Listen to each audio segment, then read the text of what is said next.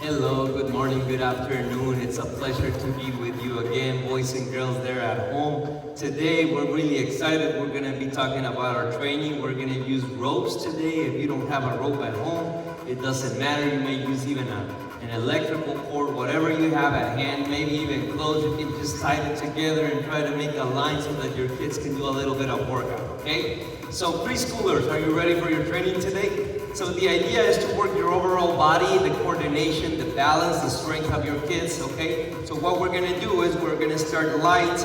We're gonna start, before every training that you've seen, you need to remember that the warm-ups are very important, okay? Your kids already know the warm-ups by memory, and I've showed you and reminded you what they are before. So you do your warm-ups, they need to last 8 to 10 minutes, and then we get to the main exercises of the training session, okay? So like I said, we're gonna use, this time we're gonna use two cords, two lines, or whatever you have to divide the floor. And we're gonna start very light with your tippy toes. Your kids can do this very easily. Start with their tippy toes and their legs a little bit separated. Once they finish that, they're gonna do the same thing backwards. Most of the exercises have to be done forward and backwards so that we can work the balance of your kids, okay? The awareness and everything is gonna be worked that way. And remember that we have a lot of muscles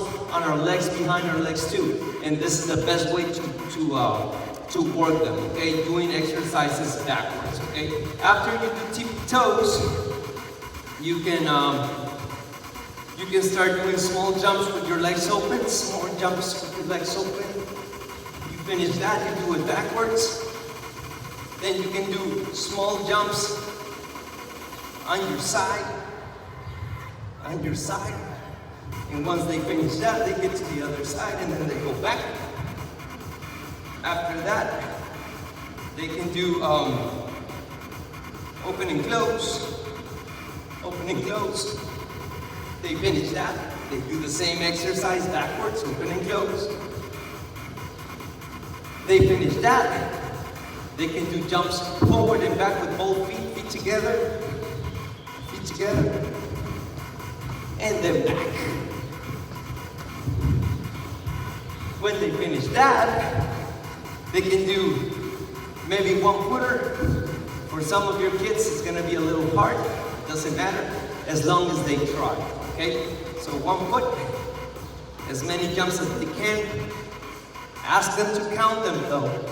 Once they finish, because they can't do any more reps on that leg, they should switch and use the other leg, okay? Very important that they count how many repetitions they did with one leg so that they try to do the same amount with the other leg, okay?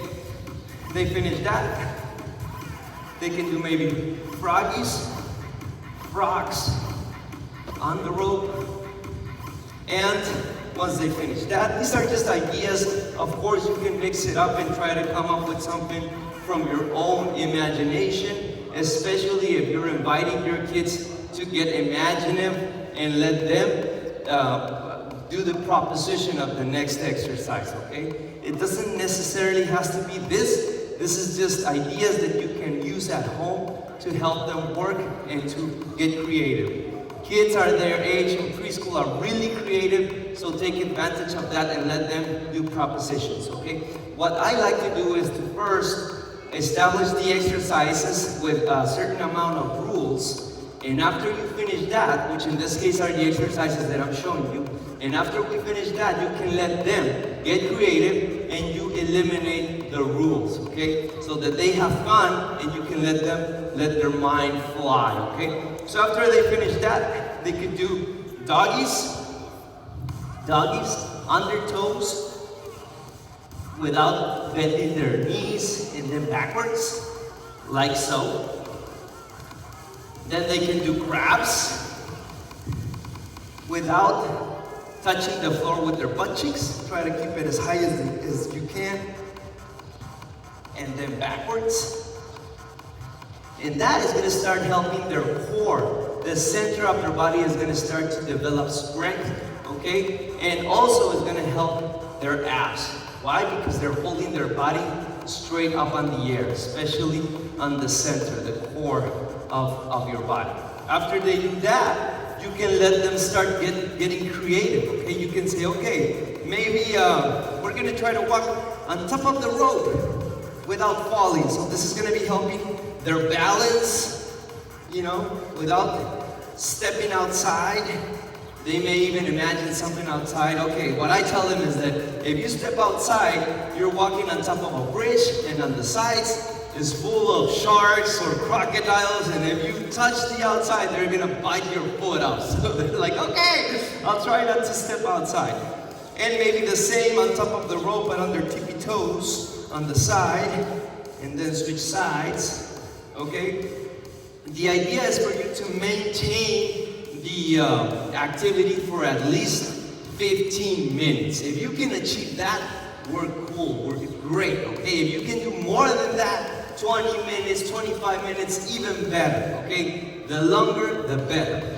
You could start getting creative with your kids and let them do a little bit of propositions, or what you could do is you could grab the rope or the electrical cord or whatever it is that you're using, and you can tie it up. Let's say that you tie it up on an edge. In this case, we're gonna use this board that we have here, just to give you an example. So you can just grab the rope or whatever it is that you're using and tie it on that edge, and ask them to try to maybe jump the rope or whatever it is that they come up with. You tie it on the edge. It's gonna be a little hard because this is not something that you can actually tie.